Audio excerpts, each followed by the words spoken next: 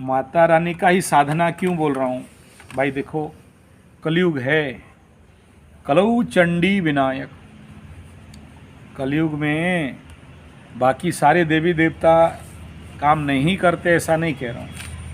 अब शिव भोला गंजा मार के बैठा है हिमालय में, सुनता नहीं जल्दी।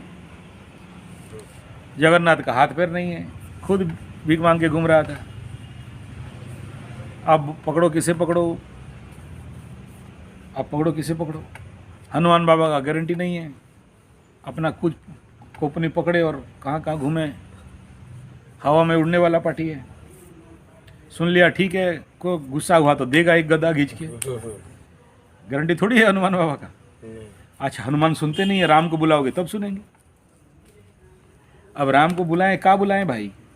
राम खुद माता रानी को फोन करके फिर वो आंखों को निकाल के जाके रावण को मारा। राम का तीर तो रावण के पास पहुंच ही नहीं रहा था। निंदा नहीं कर रहा हूँ मतलब बोल रहा हूँ, ठीक है। कृष्ण को पकड़ो, अब कृष्ण जन्मे नहीं होता, दुर्गा माई नहीं होते तो उस दिन कंस महाराज पकड़ ही लेता, उसको खत्म चीप देता। माया रानी ही बचाई है। तो ऐसा नहीं है, सब भगवान अच्छे हैं, खराब कोई नहीं है। लेकिन ये कलयुग है, कली में काली। सेशन कोर्ट में क्यों ये करना है, जाके डायरेक्ट सुप्रीम कोर्ट में खड़ा हो जाओ। कलऊ चंडी विनायको कहा गया। कली में अगर कोई सुपर पावर है तो वो है काली, और विनायक मतलब गणपति। माँ बेटा दोनों का है, काली का बेटा गणपति, ठीक है, पार्वती माई का बेटा गणपति। तो गणेश सुनेगा तो सुनेगा, नहीं तो चंडी। बाकी सब बड़ा देर लगेगा। और फिर वो लोग अलग अलग डिपार्टमेंट।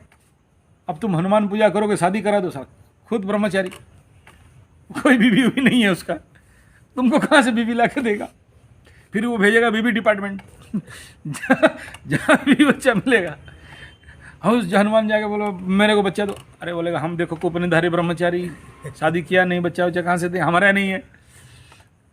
फिर तुमको वो डिपार्टमेंट में जाना पड़ेगा, बच्चा दो, ठीक है, बीवी मांगो, फिर दूसरा डिपार्टमेंट में जाना पड़ेगा, पैसा दो। हनुमान बोलेगा हम बंदर फलाहारी जंगल में, तुम पैसा मांगने आ गया मेरे को, हम राम भगत, हमको राम भगवान मोती दिया था, दांत में फुड़ फुड़ के फेंक दिया, बंदर आदमी हम, मंकी गॉड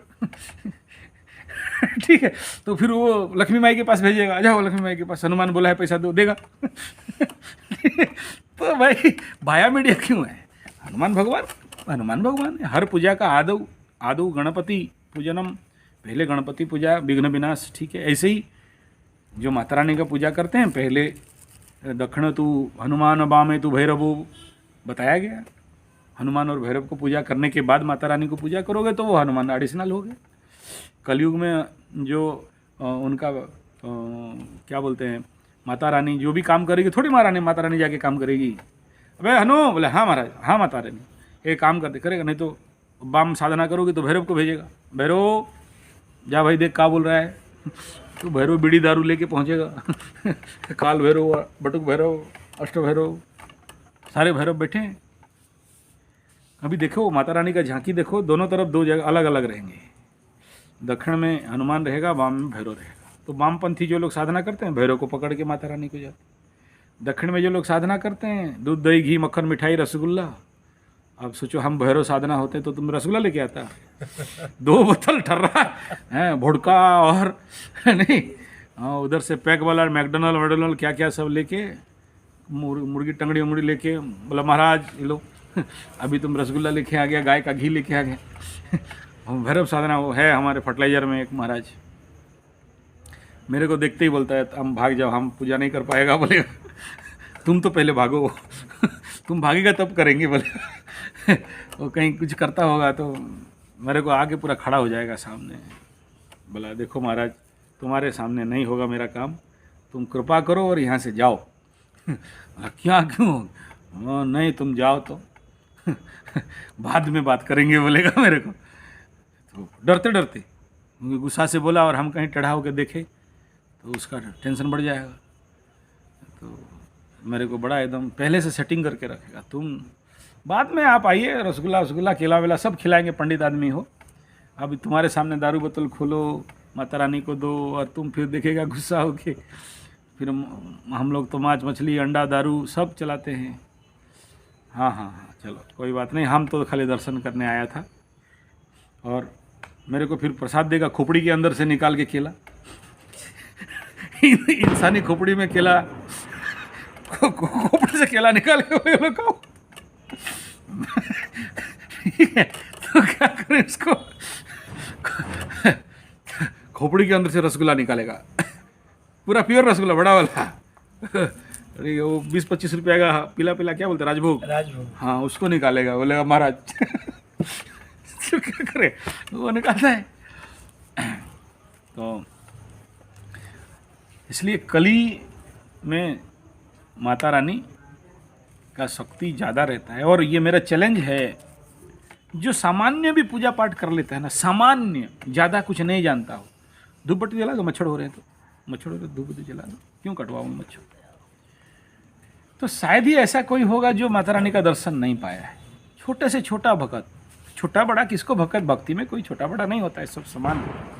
लेकिन आज तक एक भी केस ऐसा नहीं देखा जो लोग मंत्र लेके, दीक्षा लेके, जप किया है, तप किया है, पूजा किया है, पाठ किया है, एक फूल भी दिया है ना, हाल बेहाल कहीं ना कहीं माता का झांकी दर्शन हो ही जाता है।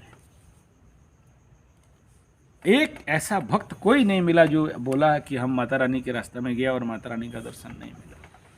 एकदम चमड़े चक्षु में, चमड़े चक्षु में एकदम, मैंने मिनिमम जो पढ़ाई लिखाई जानता नहीं, जो कोई मंत्र तंत्र नहीं जानता, वो सामने पकड़ा दो, लोग दिखा देगा, ठीक, ठीक है ना। तो कली में काली, और मैं कहता हूँ जो माता काली का भक्त नहीं बना, ये कलयुग में उसके लिए जगह नहीं है, कलयुग के लिए वो नहीं बना। और कलयुग में उसको पीड़ा मिलना ही मिलना है, पग पग में उसका दर्शन हो जाता है। और उसका शक्ति, उसका जब एनर्जी मूव करता है ना, आप खुद अनुभव भी कर लो। लेकिन आपको कहूँ वो सब कहीं व्याख्यान नहीं करना, बोलना नहीं। और वो कब आएगी उसका गारंटी नहीं होता है। ये जो क्या नाम बोला था कलकत्ता का, जो 1 रुपया में बेच रहा है नवग्रह, वो तो 2 रुपये में बेच रहा है। वो एक प्रोग्राम पंचवटी में कर रहा है, वो वीडियो यूट्यूब में है, देख लेना। गौ कथा आचार्य संजय यूट्यूब चैनल चल रहा था पंचवटी में। बहुत धनाढ़ लोग, अमीर माताएं वहाँ पर थी, बहुत बड़ा हॉल था। मैं इतना ऊंचा में बैठा था, कथा चल रहा है, और चलते चलते आ गया माता रानी का विषय, और वो एनर्जी इन कर गया, मारा झटका, सब साइलेंस, एक पिन गिरेगा भी तो भी साउंड सुनाई दे देगा। सब कोई वहाँ मतलब एस्टोनिश हो गया, अवाक। वो वीडियो आज भी है, ढूंढोगे तो मिल जाएगा। और उसके कथा खत्म होने के बाद उस पंचवटी के जो मंदिर था, वहाँ का जो सबसे बड़ा पंडा जी थे, पंडित, आके पूरा लंबा लंबा, फिर मैं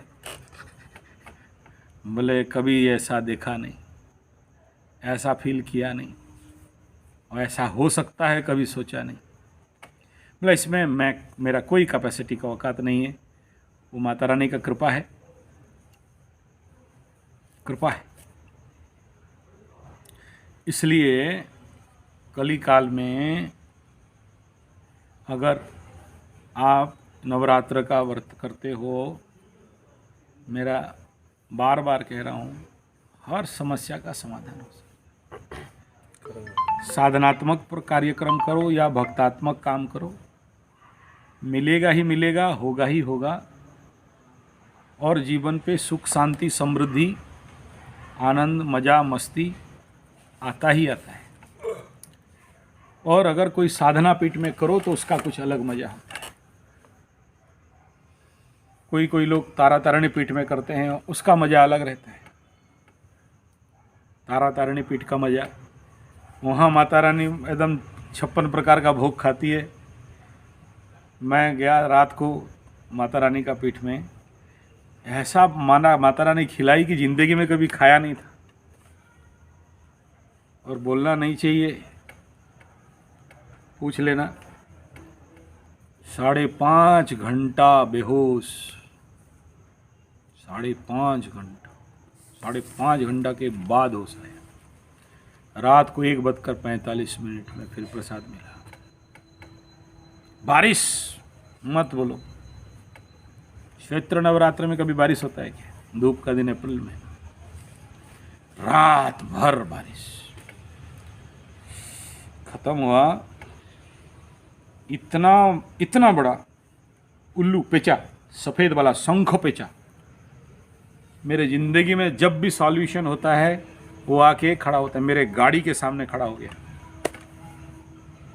मेरा कार के सामने हटा ही नहीं। ऐसे ही लाइफ में जब जब मेरे जीवन पे प्रॉब्लम आया है और नवरात्र का हुआ है, वो शंख पेचा, माता लक्ष्मी का सफ़ेद पेचा, पेचा मैंने समझते हो ना, पेचक, उल्लू, आउल, हाँ, वो आके खड़ा हो गया। और प्रॉब्लम शुरू होने होगा तो काला पेचा आके खड़ा हो, उसको भी पहचानता हूँ अच्छा से। ये सारे सिम्टम्स हैं। एक दूसरा है कुंभाटुआ। जिस दिन भी बाबा का आना होगा तो कुंभाटुआ आके खड़ा रहेगा। एक पक्षी है बहुत बड़ा, ब्राउन ब्लैक कलर का होता है, वे बड़े होते हैं। तो ये नवरात्र का कथा है। और